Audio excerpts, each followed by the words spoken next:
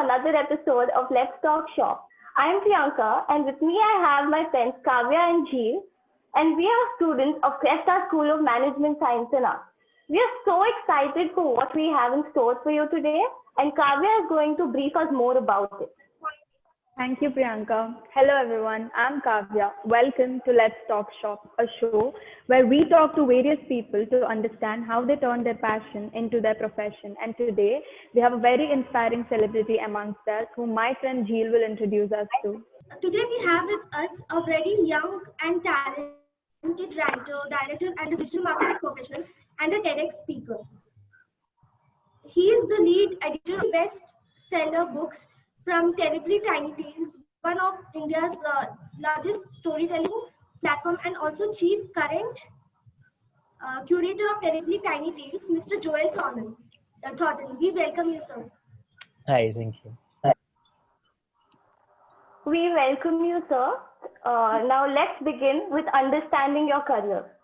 So, is content writing a good career option? What made you? What led you to do this? To be very honest, I think I mostly started off not knowing that I wanted to actually do this. I actually studied commerce actually in 11th and 12th. So I got done with my 10th standard. I thought I will become a CA. And so I took commerce, but unfortunately, you get to a point where you realize that the hardest part about CA is not the studies; it's realizing how many people actually pass. So I eventually gave up after 12th standard, and I was like, I don't think I'm cut out for this. And I actually ended up taking this course called Bachelor's of Mass Media. It's called BMM. And BMM had 36 different subjects over 3 years, and they're all creative subjects. You have like creative writing and photography and literature and all sorts of things. And my favorite subject across all the 36 subjects was this 37 subject called college festivals, which was a lot of fun to sort of do. And I think I had a lot of learning primarily outside the classroom, right? So I somewhere deep inside knew that I sort of wanted to sort of do copywriting because I'd seen a lot of ads over the years, and I was like, these ads are so fascinating. What if I can actually be a part of creating them? And so eventually, after my first year, in degree college, I actually ended up doing an internship in an agency, and that's where the process sort of slowly began, where I sort of was introduced to the world of advertising and content in general. And after that, after my second year, I actually started a YouTube channel with my friends, where I was writing scripts and stuff. So the writing was happening sorry, I'm echoing. I don't know why. So the writing was happening constantly, and simultaneously, while I was just dipping my hands into a bunch of things. Proper content writing started happening after my third year, when I finally joined. No, actually, in my third year, when I was doing a full-time job in my third year. So I reached my third year, and I was like, let me take up this full-time job. So I joined this startup. Okay, so the startup was called Daddyscapes. Okay. They didn't sell anything illegal, but Daddyscapes actually sold apparel and accessories for new and existing dads. So they always believed that moms had their own set of things that they could buy, but dads never had that. So they had their whole apparel line, and their products were for dads. And so it was a very small startup. Okay, and I had joined the startup as the copy and content head. And this I did while I was in college. So I would do like 7:30 to 11:30 college, 11:30 to 7:30 I would work. So it was a proper full-time job that I was doing, and I was handling the copy and content for them. And that was my first proper introduction into the entire world of what it's like out there when it comes to content writing or content creation and stuff like that. And so slowly from there on, eventually after I started that thing, I got done with I did like 6-7 months of that job, but unfortunately I had to quit because board exams. And then eventually I got done with that. I finally moved on. I joined another agency, and then it just took off from there, right? Because then I think content writing also is something that the more you do, the more you get better at, right? So I mean, it started from there, and TDD happened simultaneously. And then obviously I was writing for TDD. I was not part of the content team initially, and then they asked me to come join the team full time, and that's when I joined the team full time. Is then when I was sort of got into the content curation perspective, where after I had finished writing for so many years, so I was like now curating content or curating fiction stories to sort of, tailor different needs, whether it was, so I joined initially as the lead in brand collaborations for TDT, where I was handling the brand synergies, right? So if the brand, let's say a Dove would come to TDT, Dove would say that we want to do stories on women being beautiful naturally, right? So then I would crack a brief that would go to the writers. I would curate the stories that would come from the writers, tailor them accordingly to the brand's tonality and perspective, and then share it with the brand. So that was sort of like the journey which eventually got me from the writing into the curation perspective over the years. So at least, so it was quite fun to sort of, be on both sides with the writing and the curating things, because then I always feel once you're on the writing side, you understand, and then go to the curation side, you always understand where the writer is coming from. So it allows you to develop both perspectives. So it really helps, I think, in that case. So yeah. That's actually really inspiring. Yeah, I hope I answered it correctly. So, yeah. Okay, so since you're the content curator for like one of the India's largest storytelling platforms, like what do you think are the key components of a good content? Like how do you decide what's good and what's not? So I'm chief curator for app. There was a small error when you guys were introducing earlier. So now I primarily look at the app content, right? But over the course of the last 3 years, I've been fortunate enough, to be part of all three verticals at TTT's content department, right? So I started off with brand. I moved on to handling the social pages, and now I finally look at the app side of things. And I always feel that again that there is no good or bad content, right? There's content you like and there's content you don't like, right? And content liking again is very, very subjective, right? Because as there might be things that you might relate to or you might like, and there might be things that I don't relate to and I don't like, and they might come from different experiences, right? I mean, there might be shared experiences that you and I have, right? So say, which is why we might like a certain piece of content because it resonates with us on a personal level. And there might be reasons why you and I don't share the same opinion on something, which is why I don't like something and you like it more, right? So I don't feel there is good or bad content as such. I just feel it's very, very subjective, in terms of people's liking. Again, right? I mean, whenever I decide I like something, there are obviously multiple parameters to it. And I talk from a personal perspective. I'm not talking from my work perspective or anything. I talk even when I pick up a show, or when I pick up watching, a movie, or when I will start writing something. For me, it's always like, how layered are the characters inside it, and how fresh is the story that they're trying to tell. Have I seen this story before? Um, how rooted is the story in reality? Is this story something that is going to surprise a lot of people? And how well is the story told in its current form? Right? I always believe that when you talk of craft in general, and craft in terms of writing, like how what your flair of writing is and how you can perform and finally finish a story. There's always how you can push a craft to be the best, right? When you start a story off. So I always try to see whether the writers or the creators of something that I'm viewing or reading or watching, whatever it is to how far they've tried to push the craft to see how better they could make the story, and it shows, because people who really have put a lot of effort into something in the creation, it really shows in the piece. So I don't look at it from a good or bad perspective. I really look to see, if I'm doing it for myself, I look to see how well they push the craft to it. If I'm doing something for someone else, where I'm looking at curating things for someone else, then obviously I have to keep the audience perspective in mind, right? Where I'm like, oh, so now I'm doing it for an audience. So is this something they're going to like, right? So I mean, there are multiple layers when you talk of content again in that space. So for myself, it's different. For others, it's different. So yeah. How has pandemic affected your lifestyle, and what advice would you give us youngsters to stay productive at the times of this?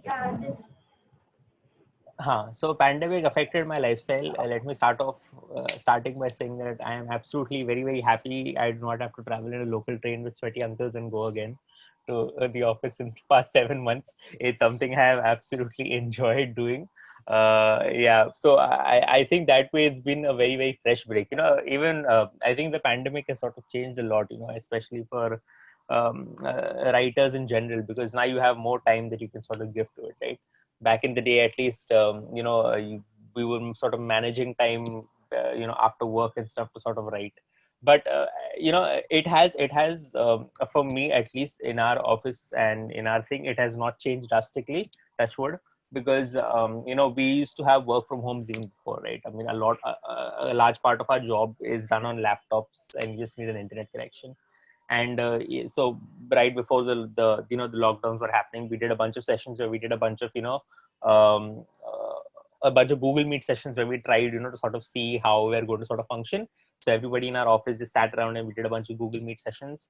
Everybody was screaming chow chow chow chow at the side, but we managed to pull through. And once the lockdown started, we were able to transition and do it much more nicely. In terms of talking about coping, I would highly recommend, that don't think that the pandemic is a time where you have to be creative and you have to put out something, and you have to. It's a tough time. Like, it's a time where everybody is sort of coping with it in their own special way. And I feel that while it is definitely a time where you're going to have which you can utilize and do multiple different creative things, like you learn a new skill, learn a new language, put out more content in general. I also feel that it's good to address it and give it enough time, where to say that, like, I'm not in headspace to do it, so I'm just going to give it the time I have, like the time it needs, before I sort of get to it. And I also sort of feel that if you're in the headspace to do something, I would highly suggest that this is the best time to do it, because I know, as a matter of fact, 1 year from now, people are going to try and get back to their normal lives. You're probably going to get back to your college, you're going to get back to your work and stuff, and then I'm going to look back at this 1 year, you're going to be like, I had all the time in the world, and it was such a great time back then. So I at least feel, for me at least, I've tried to do some, a bunch of different things. I've tried to write and stuff, but I also know that to give myself, the break from time to time, to know that it's not, but the pandemic is not a time where you have to be sort of, in a creativity competition with people. It's a tough time. The world is going through it. So I would ideally recommend that, if you're up for it, definitely do something, like go for walks with a mask, go, learn a new language, write, pick up a new skill, put out stuff, make videos, pick up a passion project, I would say, because this is the time where you actually have the time to do it. But if you feel that you're not in a headspace to do it, that's fine. I mean, don't push yourself for it. So yeah.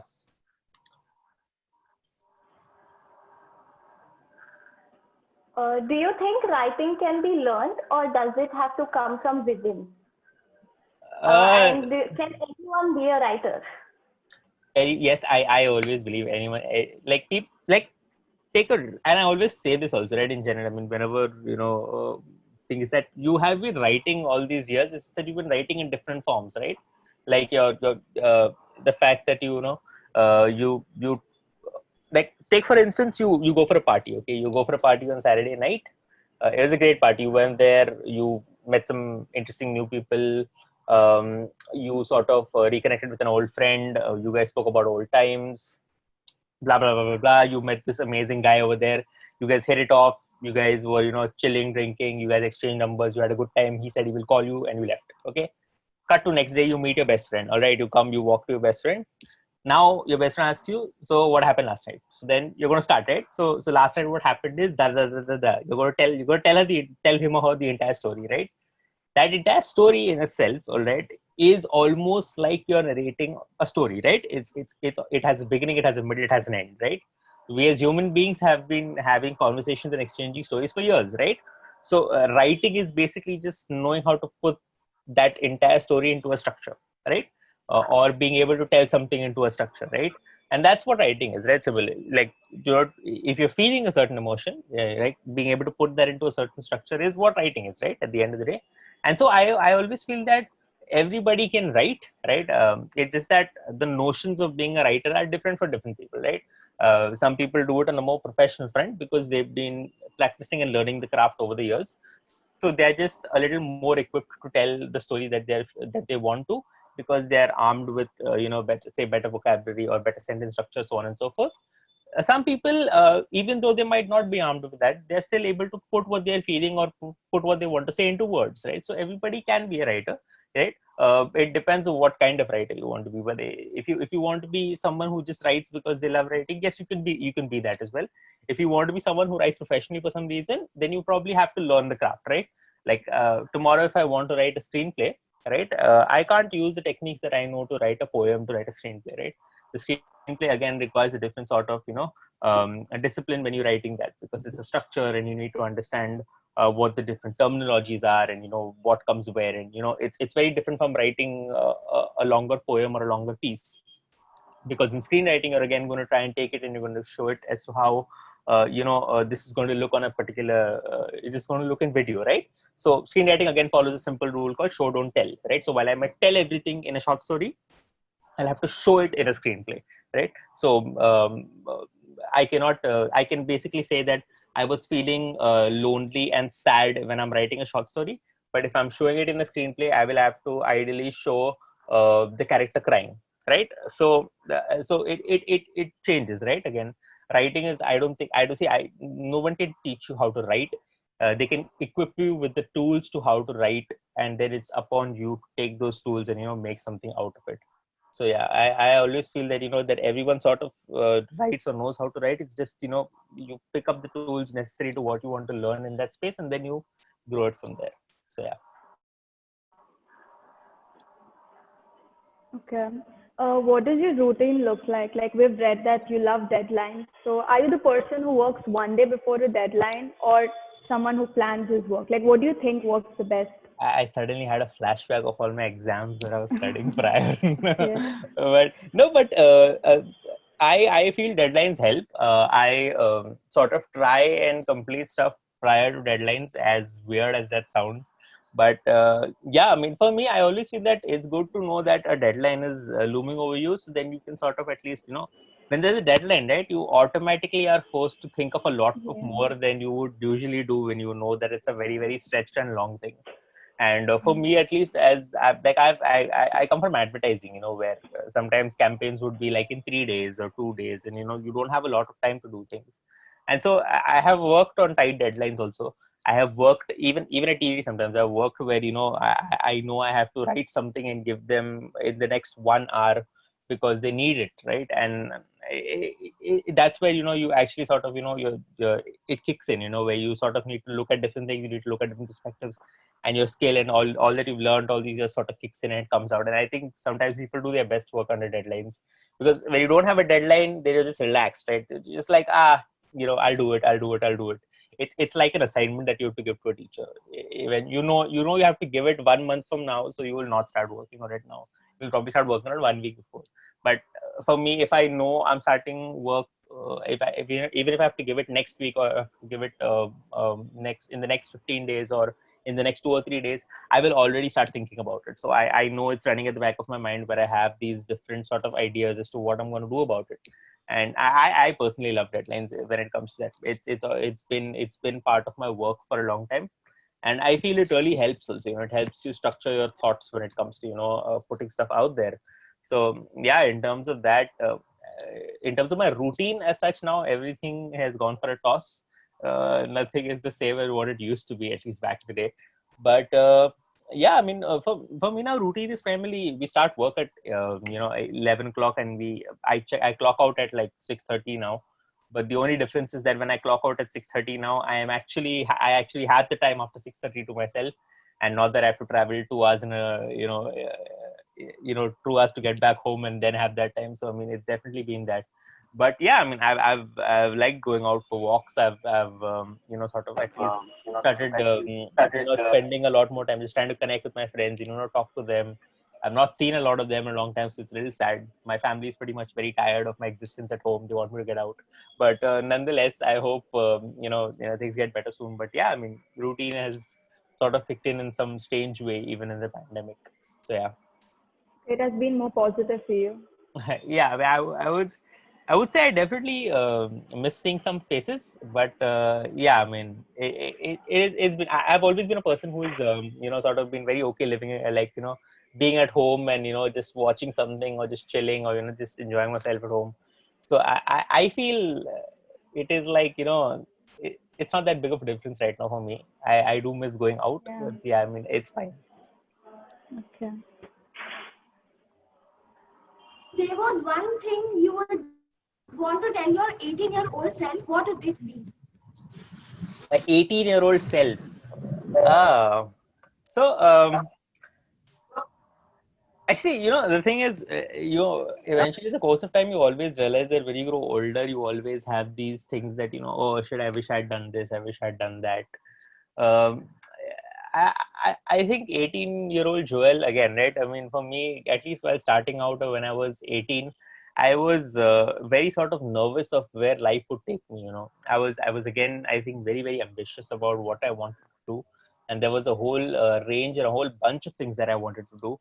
But again, I was very nervous as a kid, because I was very underconfident. I was not very confident about myself in general, because of multiple reasons, right? Because of how I look. I was a very thin and lanky kid when I was growing up, so I had multiple, body issues with myself as to how I used to look and stuff like that. I never I took a selfie of myself, I think, properly until I was 21 or 22, because I had super complex issues about my body. So I would think that the one thing that I would tell that 80-year-old Joel was to just, which I think I did also, for a matter of fact, was to just, to just hang in there and see how life turns out eventually, and to just, focus on doing the work that you want to do. Because I felt that I had a lot of ideas, growing up, and when I was 18, and I always knew that I wanted to shape those ideas and I wanted to make something out of them.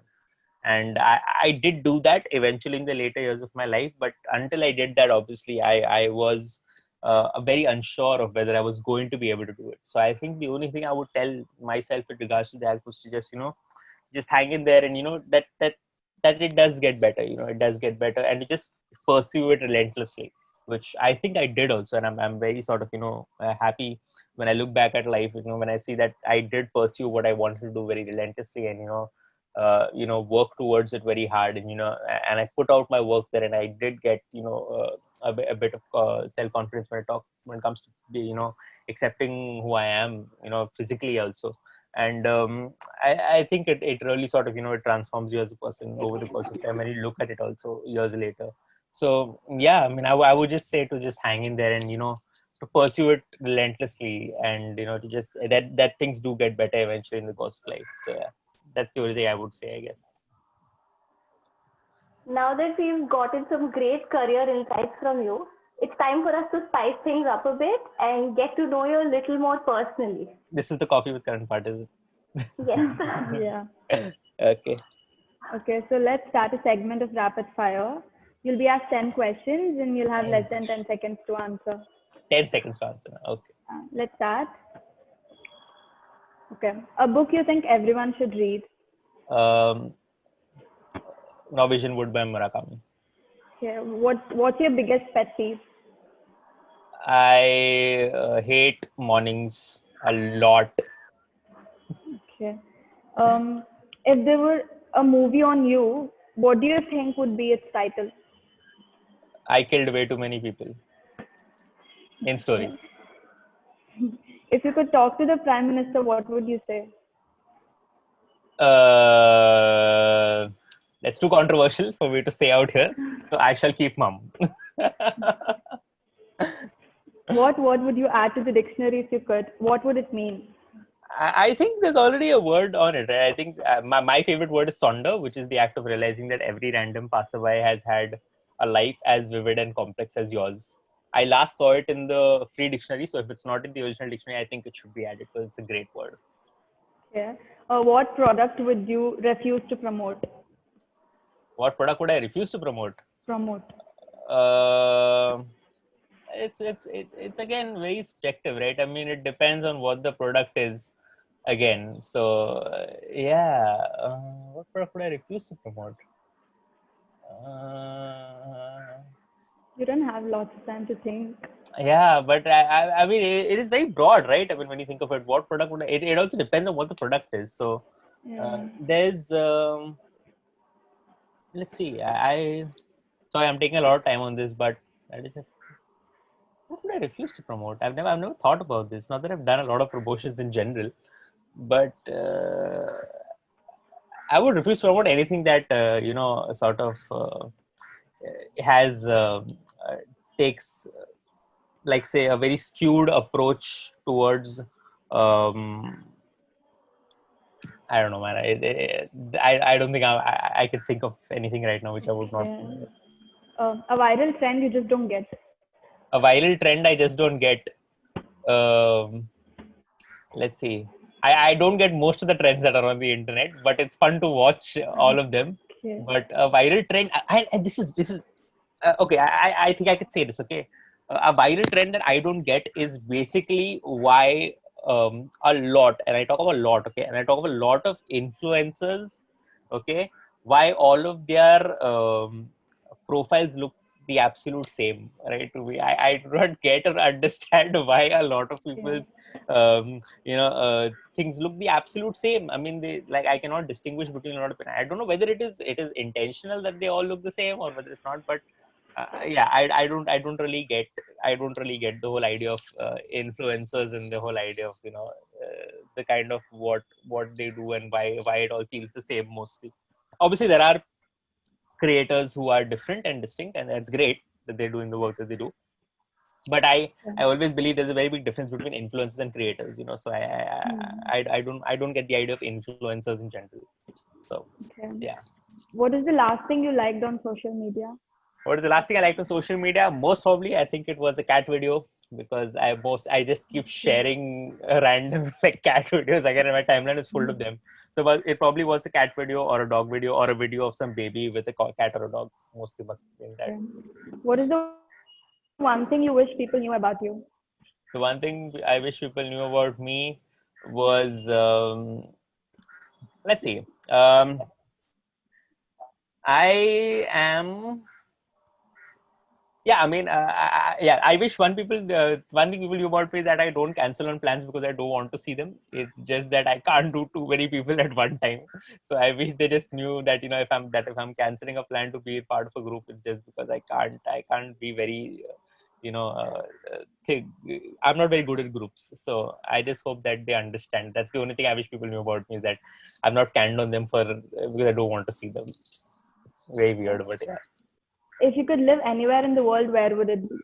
If I could live anywhere in the world, I think I would definitely, do a town or a small village or, one of the smaller towns in Japan because I really love the whole, this whole cherry blossom and the whole architecture that scene that is there in Japan. Or I would do somewhere like an island or an Iceland, which is relatively very, very far from civilization and is just, very cut off in some quite remote place somewhere where it's just the air is fresher and nicer and there are lesser people and everything is nice and calm.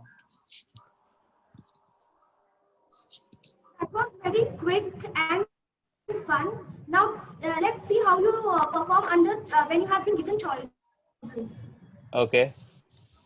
So now we're going to give you a sentence. We're going to put your creativity to test. So I'm going to give you a I'm going to sentence. feel so badly at this, but okay. I'm going to give you a sentence and you have to come up with a story on spot within 7 sentences. It cannot exceed 7 sentences. Okay. Yes. Okay, so your sentence is, I was at a concert when? I was at a concert when I finally got a call from a person whose voice I did not recognize. The person ended up telling me that they were a friend I had seen years ago and I had now forgotten about. So I decided to meet them at this one coffee shop where we finally exchanged a lot of stories about the past. We promised to stay in touch and hence they invited me over to their place. I ended up going to their place is when I finally discovered that they had now married another friend of mine from school who I had not reconnected with in years. So then we eventually spent the whole evening talking, drinking, chilling, reminiscing about the older times. I soon realized that I left that concert midway and now I'm not going to get tickets to that concert for another 3 years. That was amazing. So bad. It's so bad, but okay.